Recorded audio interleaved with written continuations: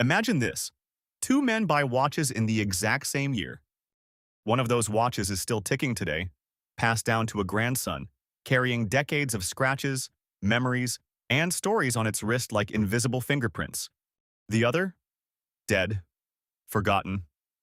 Sitting in a drawer somewhere with a shattered movement, faded battery corrosion, and repair costs so ridiculous that nobody even bothers trying to save it anymore. And that raises a dangerous question.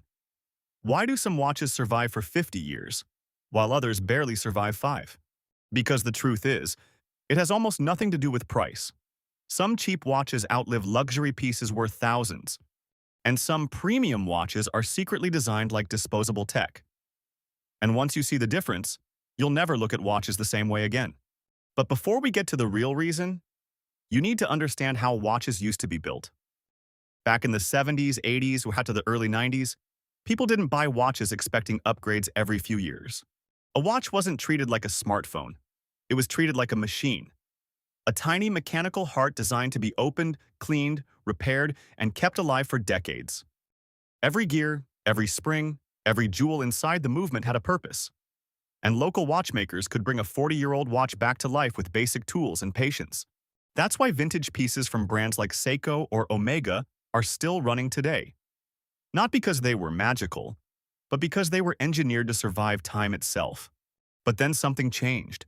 The industry slowly stopped building watches like machines and started building them like products. And that single shift changed everything. Today, many modern watches, especially cheap fashion watches, are built almost like sealed electronics. Disposable quartz modules, non-repairable components, movements cheaper to replace than service, parts that disappear after only a few years, meaning the moment something important dies inside the watch, the entire watch dies with it. And here's the crazy part. Most people never realize this when they buy one, because marketing hides it beautifully. Luxury-looking designs, shiny packaging, celebrity endorsements. But underneath, some of these watches are built with lifespans shorter than a gaming console. Meanwhile, a simple Casio F91W, a watch cheaper than dinner in some countries, can survive decades of abuse. Rain, heat, drops, neglect, and somehow, it just keeps going, which reveals one of the biggest secrets in the watch world. Durability is less about luxury and more about philosophy. Some companies build watches to impress you today, others build watches to outlive you, and that difference changes everything. But even then, there's another factor that destroys more watches than bad engineering ever could. Neglect. Because even the greatest mechanical watches on Earth are still machines, and machines need maintenance.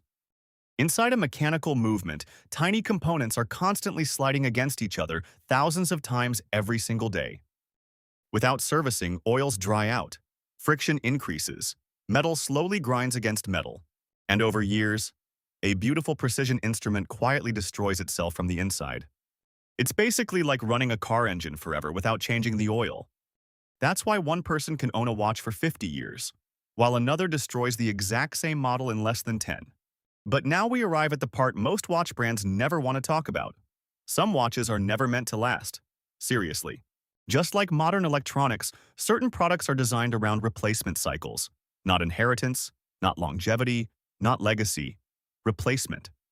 And once replacement becomes the business model, long-term durability becomes less important. That's why certain modern watches can become impossible to repair after only a decade. No parts, no support, no servicing ecosystem, just dead technology trapped inside a beautiful shell. Meanwhile, brands like Rolex built entire reputations around the opposite idea. This watch should still work long after its original owner is gone. And honestly, that might be the real reason people become emotionally attached to watches. Because a watch that survives decades stops being an accessory. It becomes history.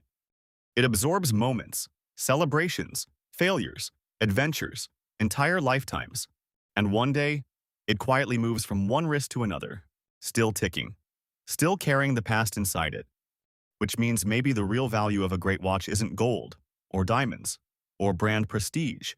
Maybe the real value is simply surviving time.